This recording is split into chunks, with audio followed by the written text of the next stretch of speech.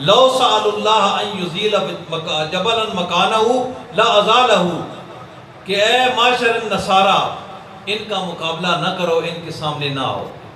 یہ اتنے خوبصورت چہرے میں دیکھ رہا ہوں، اتنی خوبصورت یہ شکلیں ہیں، اگر انہوں نے ہاتھ اٹھا کر اللہ کی بارگاہ میں یہ عرض کی کہ اے اللہ اس پہاڑ کو زمین اس جگہ سے ہٹا دے، تو اللہ کریم اس پہاڑ کو بھی ہٹا دے گا. اگر تم اس کے مقابلے میں آئے تو تم سارے کے سارے نیست و نابود ہو جاؤ. اتنی خوبصورت آل اولاد جن کا ذکر قرآن میں، جن کا ذکر حدیث میں، جن کی یہ صفات پہلی کتابوں میں بھی موجود اور نبی پاک علیہ السلام کے فرامین میں بھی موجود. سیدنا علی رضی اللہ تعالیٰ عنہ کی یہ شان ہے کہ آپ ایک سفر میں تھے، راستے میں پانی کی ضرورت پڑی، پانی نہیں مل رہا تھا. سیدنا علی رضی اللہ تعالیٰ عنہ جہاں سے گزر رہے تھے اپنے ساتھیوں کے ساتھ، وہاں ایک پادری رہتا تھا، پرانا اس کا ٹھکانہ تھا، وہ اللہ کرتا تھا، وہاں رہتا تھا کسی جنگل میں صحرا میں. آپ نے اپنا بندہ بھیجا کہ اس سے پانی مانگو. اس نے کہا میں تو پانی بڑی دور سے لاتا ہوں، میں نہیں دے سکتا. تو سیدنا علی رضی اللہ تعالیٰ عنہ نے قریب ہی اپنے ساتھیوں کو ارشاد فرمایا کہ یہاں کنواں، یہاں پانی موجود ہوگا، اس ٹیلے کو ذرا اکھیڑو، اس کو ہٹاؤ، اس کے پتھر نکالو. وہاں انہوں نے کنویں کی شکل میں جب اپنے ہاتھ سے کام کیا تو نیچے سے پانی نکل آیا، پانی کا ایک چشمہ نکل آیا. پتھر ہٹائے، پتھر کے نیچے سے پانی کا چشمہ نکلا. جب اس پادری نے دیکھا تو وہ اٹھ کر اس سیدنا علی رضی اللہ تعالیٰ عنہ کے پاس جا کر کہتا ہے کہ کیا تم نبی ہو؟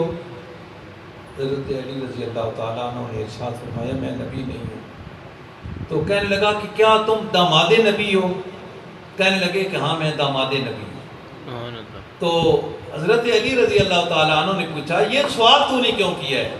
ہم نے تجھ سے پانی مانگا، تو نے پانی نہیں پیا. ہم نے یہ چشمے کی صورت میں پانی نکالا تو یہ سوالات کر رہا ہے. وہ کہنے لگا کہ ہماری کتابوں میں موجود ہے کہ اس جگہ پانی کا چشمہ نکلے گا، اور جس آدمی کے ہاتھ سے یہ چشمہ جاری ہوگا وہ یا نبی ہوگا یا داماد نبی ہوگا. یہ نبی پاک علیہ السلام کی آل اولاد کا اللہ کریم کے ہاں شان ہے، ان کی عزت ہے، احترام ہے، تعظیم ہے. تو یہ نبی پاک علیہ السلام کی آل اولاد مبارک ہے. میں زیادہ گفتگو نہیں کرنا چاہتا، علامہ صاحب تشریف لا رہے ہیں، آپ سے مخاطب ہوں گے. میں یہ کہنا چاہتا ہوں کہ آج اس وقت اس دور میں ہم خاص کر کے اہل سنت ایک ہمارے ہاں نعرہ تکبیر، نعرہ رسالت، نعرہ تحقیق،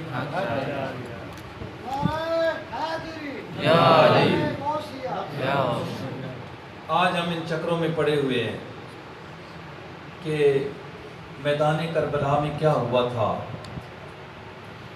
میدان کربلا میں ہم اپنی طرف سے خیمے لگاتے ہیں، ان خیموں کے اوپر گنتی لگاتے ہیں، سیدنا علی اکبر کے سر پہ دستار سجاتے ہیں، خاتون جنت کی اولاد مبارک کو شام کے بازاروں میں ننگا پھراتے ہیں. یہ سنتے ہیں نا ہم لوگ، یہ سارے کے سارے بکواسات ہیں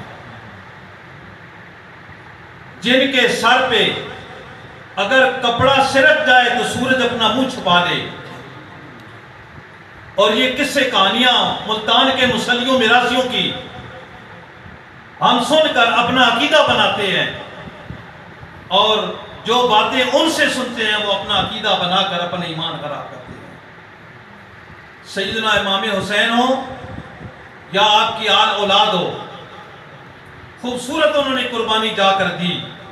اور یہ جو قصے کہانیاں ہم سنتے ہیں یہ 200-250 سال بعد میں لکھی گئی، جو آج ملتان کے لوگ آ کر یہاں ادھر پڑھتے ہیں. خدا را ان سے بچنے کی کوشش کریں. سیرت امام حسین، سیرت امام حسن اور سیرت سیدنا علی رضی اللہ تعالیٰ عنہ، آپ کی آل اولاد کی صحیح معنوں میں پڑھیں، سنیں اور اس پر عمل کرنے کی کوشش کریں.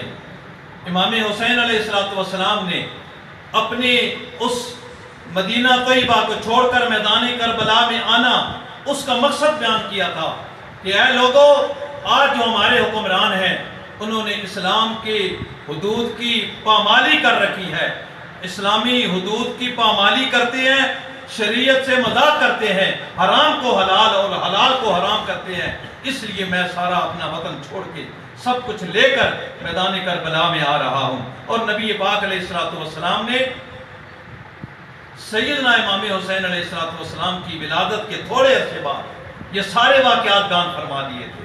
سیدنا علی رضی اللہ تعالی عنہ ایک دفعہ میدان کربلا کی جگہ سے گزرے، آپ نے ارشاد فرمایا کہ یہ وہ جگہ ہے جہاں میری آل اولاد کے آ کر اونٹ بیٹھیں گے، یہ وہ جگہ ہے جہاں ان کے کجاوے رکھے جائیں گے، یہ وہ جگہ ہے جہاں یہ شہید ہوگا، جہاں وہ شہید ہوگا۔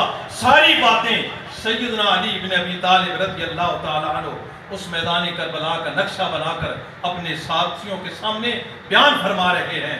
نبی پاک علیہ السلام نے بھی بہت سارے ارشادات طیبہ میں یہ بات واضح فرمائی، اپنی ازواج مطہرات کو سیدہ عائشہ، سیدہ ام سلمہ رضوان اللہ تعالی علیہن اجمعین، انہوں نے یہ باتیں بیان فرمائی ہیں کہ حضور علیہ السلام نے فلاں فلاں موقع پر یہ بات ارشاد فرمائی، ان کی شہادت کا ذکر فرمایا، ان پر جو ظلم ہونے والا تھا اس کا ذکر فرمایا۔